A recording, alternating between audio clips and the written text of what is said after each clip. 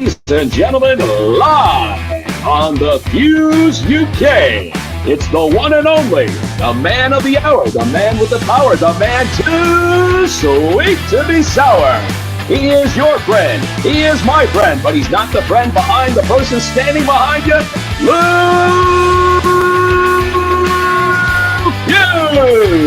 you.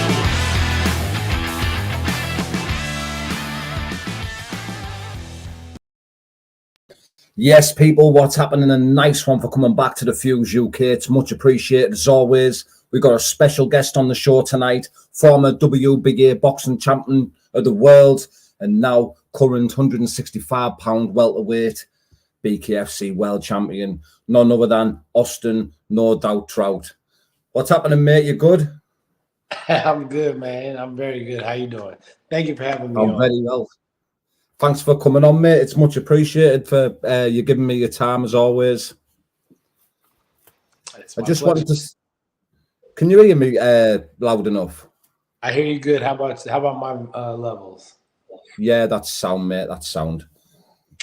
Awesome. I'm just going to start, mate, by saying, how did it feel to land the fight with Luis Palomino for the world title?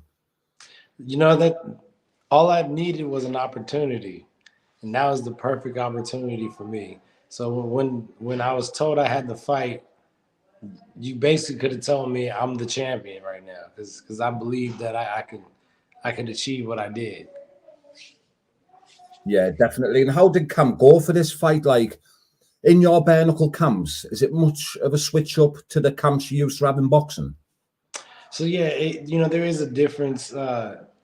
We've carved out time to work on kind of standing grappling. That's what we call it. It's not takedowns allowed, but if he was to position me in a way where he could just keep hitting me and holding me, they allow that. So we worked on, nullifying the inside clinch, working on holding and hitting, how to, step around and hold them into the position while, checking it with the free hand. Yeah, because you seem to do well in the clinch in the fight with Luis Palomino, like the way you were turning him out of the clinch and things. Did you ever do like wrestling in school or anything like that? No, just only boxing and Olympic style boxing at that. Is really all we learned from that. Again, the gym I'm at, mainstream boxing and Muay Thai, we have some really good coaches, and every one of them are really masters in their realm. Bobby Benton is definitely a master in the boxing realm. I mean, he just knows fighting. But also Bob Perez, he's the MMA side coach of that gym. Just the little things he told me as far as like putting your head in, putting the hips forward, was able to allow me to keep control and not allow them to push me to where they wanted to be or where Luis wanted me to be. Yeah, class. And how did the weight cut go for this fight? Because I heard that you're rehydrated to about 176 pounds. So is that like a hard weight cut for you then? No. So first of all, I'm a 155-pound fighter. That's the weight class I fought my whole career, right? Yeah. And when we were going to fight this fight, I thought we were going for the 155-pound title because that's the one he had. So when it came out to be 165, I was like, wait, dog, that's not my weight class. That's in boxing. That's almost 2 weight classes above what I fight at. Yeah. Right. So the weight cut was fine. I just I try to gain a little bit of muscle because now I am fighting a bigger man, or it's a man who's used to fighting bigger men, I guess I should say. And if I'm going to be the champ, I'm going to be fighting a bigger man at 165. So we did try to put on a few pounds of muscle, and it worked out. Me coming at 177, that's if I fought 154, I'd come in at 172, 173. Even though you said there you're a 155-pound fighter, even Luis Palomino said, didn't he, in the post-fight press conference that you were very strong in there. You surprised him by how strong you were. Yeah, I think so too. There's one point in the fight where I locked his hands, and I was just holding. He tried to move him, he couldn't move him, and then I just looked at him like, yeah. Yeah, I am strong too, and that's one thing that some of the MMA guys at our gym they did comment on, they like, Trout strong inside. I can't just push him around, pull him around like I usually want to. And, these are for MMA guys who are very body strong. You know what I mean? Yeah. And what was the game plan going into this fight? Well, neutralize his inside because, he Palomino does work very well on the inside. He does grab that hand and just goes to work. So if we can neutralize that or even control that inside, then he's going to, or not just control, but hurt him on the inside, which I hurt him on the inside. That's what I dropped him with. He's going to stop trying to clinch. And that's his only chance is to make it an ugly fight. And if we make that not work for him, he's going to play into my game plan, which is stay on the outside, which is where I'm just going to sniper, jab him, and eat him up with, pop shots and combos. Yeah, and even like in the fight with Diego Sanchez and Palomino, you look very relaxed in there. Like you look like you're not having to get out of second or third gear. Like you're starting to feel very comfortable in there, like you did in the boxing ring. Absolutely, and this is my second fight. And after the first fight, I felt like I learned a lot. After the second fight, I was able to confirm and learn even more. So, it's just going to get better. The more fights I get, it's just going to get worse for the competition. Yeah, and like you say, like you've basically took out the GOAT of the BKFC. No man's been able to do that since he started in the promotion, like for a good few years. You know what I mean? So that must be a great confidence boost for yourself. Big time. But just like, that just confirms how well I think I am. But what it also is going to do is going to elevate the BKFC. The competition, people are going to step up. There's a new ceiling for what the GOAT looks like. And now I know they gave the Juggernaut the pound for pound title, and rightfully so. But that's going to be some big shoes to fill. So yeah, definitely, mate.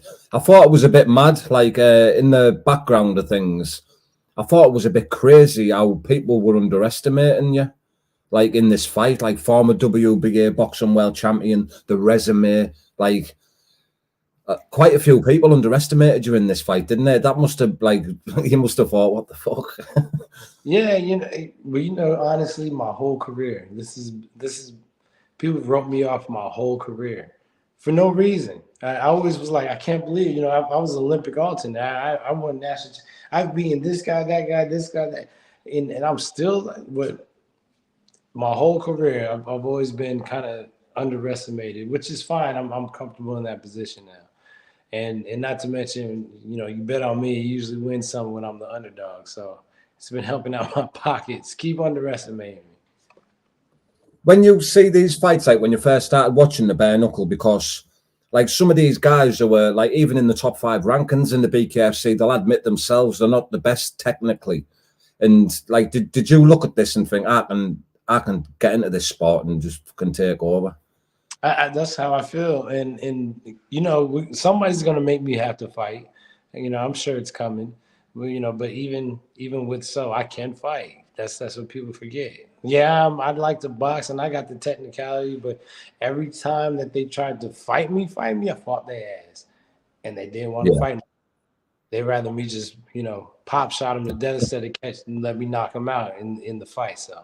I'm waiting for somebody to make me fight so I can show everybody what kind of dog I am too. But until then, you're gonna have to, get past these skills to get to that fight. Yeah, class. I know you've had some massive fights, mate, and nights in your career. But where did this night stack amongst them all? Look, it's up there. This in my opinion, kind of solidifies my legacy in the fight game. And that's what I very much am for. Of course, the money is good, but I want to be kind of down in the history books. And the 2-sport world champion ain't bad at all. So, the first one has history behind it, but this one puts me in a legitimate category. So it's very much up there. I was telling people, like, this feels like 2012 Miguel Cotto in the Garden. You know what I mean? Maybe not necessarily on that scale, but for me, yeah, it feels very much so like that. It's good that you've been the first to do something as well, like a boxing world champion and bare knuckle champion, because that can never be taken away from you. because bare knuckles just going to rise and rise massive and massive in the future, and you'll have been the first ever man to do it. And I hope to be part of that future, like, you know, because I believe it's about to shoot up, and this is a perfect time to be a bare knuckle champion for real, because that growth, I get to grow with it, you know what I mean? And like I said, I just made the shoes bigger for people to have to fill, you know what I'm saying, to become a champion and to be a pound for pound. Definitely did, mate. I know there'll be a lot of people not jumping for the opportunity to fight after that performance. Like, but what's next for Austin Trout? Who do you want next? You know, somebody you've got a rematch immediate. Is it an immediate rematch you want? The way I see is if they make me rematch him, that's just gonna be worse for him. And that's easy money. So I'm all for easy money. But you know, after we get past Luis, again, if that's what they want. You know, I don't believe he deserved it, but you know, if he does, we should go for the 155 belt, in my opinion. That would make it worth it. Anyway, Eddie Alvarez is a name that I like. All roads eventually supposed to lead to Mike Perry, but you know, that's out of my weight class, and we'd have to meet somewhere. But I would love to fight Mike Perry. I believe that's a fight I could piece him up for a good 4 or 5 rounds until he can't be pieced up no more. Like, I don't think he'll ever hit me. And even if he did, I believe I could take it because Luis caught me with some clean shots and I got a good chin. You know, I just don't like to use it. So yeah, Eddie Alvarez. You know, I think I have to deal with the mandatory Tony Soto's where they said it was like the number 1 at 165. If that's so, that's another guy I would love to piece up. You know, all due respect. And then, you know, all roads lead to Perry. I think by then I would deserve a shot. And hell, the way I feel it, I'll fight the Juggernaut next. I've got to ask, mate, is there any UK fights that you'd like? Any of the UK? Yeah, I mean, I started looking, you know, I think there was a couple guys started calling me out right away. But, you know, I mean, I already did what I did to Palomino. And, you know, he kind of already beat Lily, but sure.